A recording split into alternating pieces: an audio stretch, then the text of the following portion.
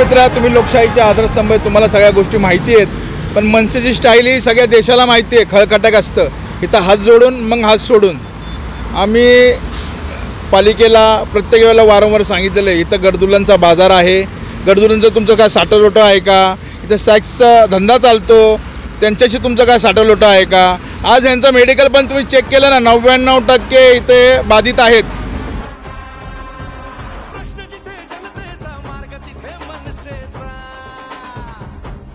मुंबईमध्ये पण बघितलं कालचा प्रकार, छोट्या मुलीवर काय झालं ते.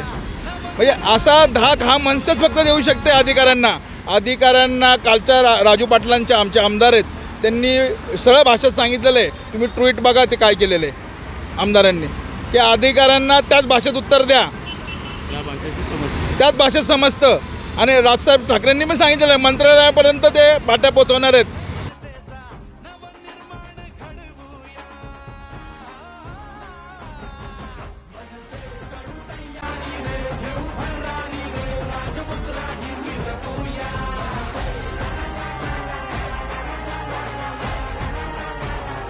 की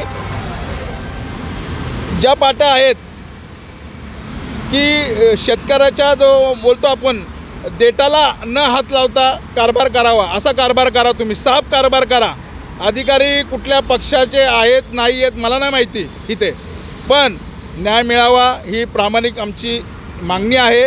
नाही न्याय मिळाला तर आम्ही खळकट्ट करून न्याय मागतो. आम्ही रस्त्यावरले कार्यकर्ते.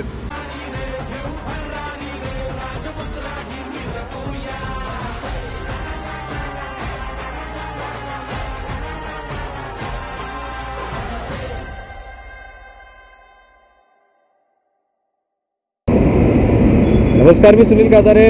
रायगड टाइम्समध्ये आपल्या सगळ्यांचं स्वागत आहे. नवी मुंबईच्या प्रलंबित प्रश्नांवर आपण नेहमी चर्चा करत असतो. एकीकडे पाहायला गेलं तर आज आपण आहोत मुंबई पुणे महामार्गावर. एकीकडे पाहायला गेलं तर आज महाराष्ट्र नवनिर्माण सेना आपल्या विविध उपक्रमाने खळकट्याच्या पद्धतीने मनसे स्टाईलने ओळखली जाते. आज आपण महाराष्ट्र नवनिर्माण सेनेने दिव्यांगासाठी राबवण्यात आलेल्या विशेष काही ज्या उद्योग योजना आहेत त्या संदर्भात प्रशासन कशा पद्धतीने दुर्लक्ष करत आहे किंवा प्रशासनाचं कितपत लक्ष आहे या सगळ्या बाबींवर आज लक्ष ठेवणार आहोत.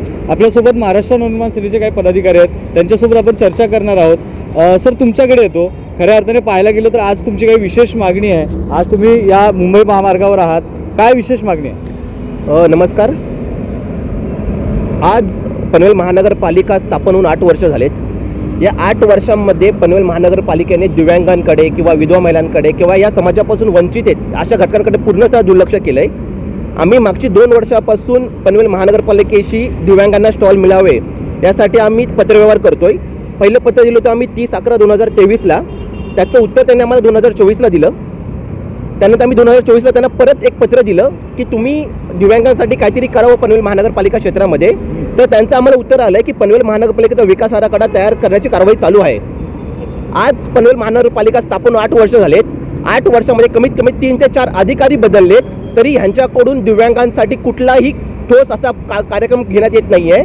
आज दिव्यांग लोक रोजगारसाठी उदरनिर्वाहासाठी झटत आहेत आणि त्यानिमित्ताने आम्ही महाराष्ट्र नवनिर्माण सेनेच्या वतीने आज हायवेवरती एक दिव्यांगांसाठी स्टॉल टाकला होता. तुम्ही पाहू शकत असाल. तर तुम्हाला मी सांगतो, हे पत्र आम्ही अर्ज केला होता. हा अर्ज आम्ही 2023, 2024 आणि 2025 असा कंटिन्युअस दरवर्षी आम्ही अर्ज करतोय महानगरपालिकेला.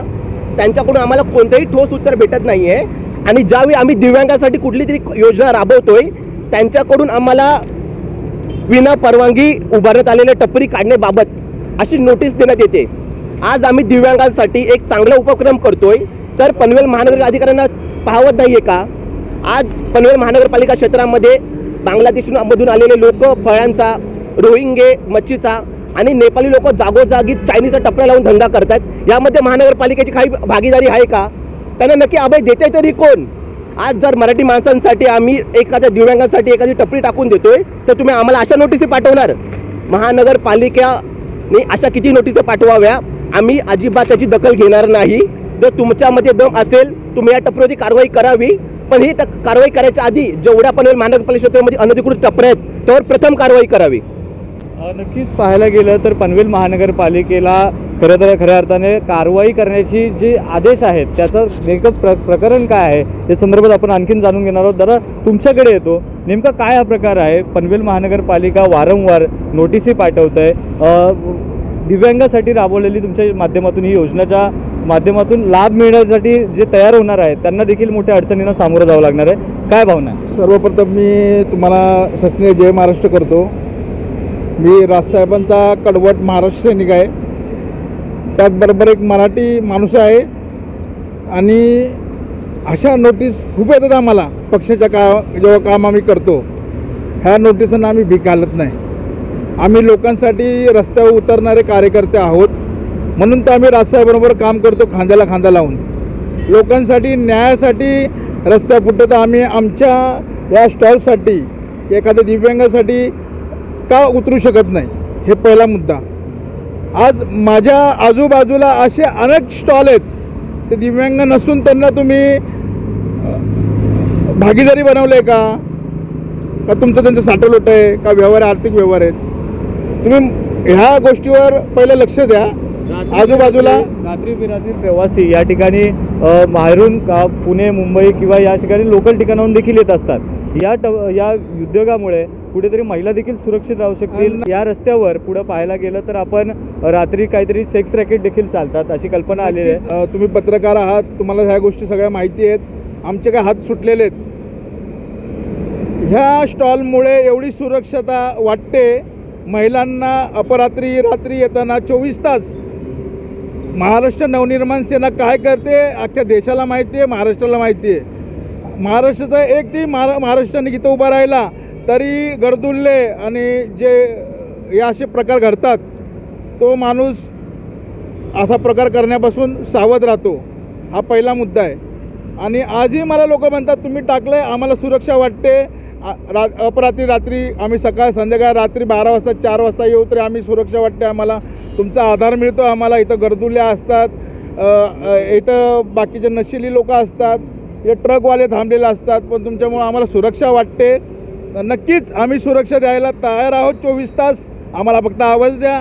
आमची खळखटकची भाषा असते आणि पालिकेला एकच भाषा सांगतो, जर इथे कारवाई करायची आहे तर पहिला पनवेल महानगरपालिका सगळी साफ करा. भंगारवाले जे तुमचे चाललेत आर्थिक संबंध, आजूबाजूला पण आर्थिक संबंध चालू आहेत, तर आम्हाला बोलायला नका लावू. समोर होर्डिंग पण बघताय तुम्ही, यांच्यापासून बी धोका आहे ना. आज नियम बघितला वाहतुकीचा, ह्या होर्डिंगकडे बघताना अपघात होतो. हा नियम आहे. आम्हाला बोलायला नका लावू. आमचे जर कपडे काढताल तर आम्ही तुमचे कपडे काढू. आम्ही केसेसला घाबरत नाही. महाराष्ट्र नवनिर्माण सेना ही न्याय देण्यासाठी आहे. खळखटकच चालतं इथं. जय हिंद, जय महाराष्ट्र.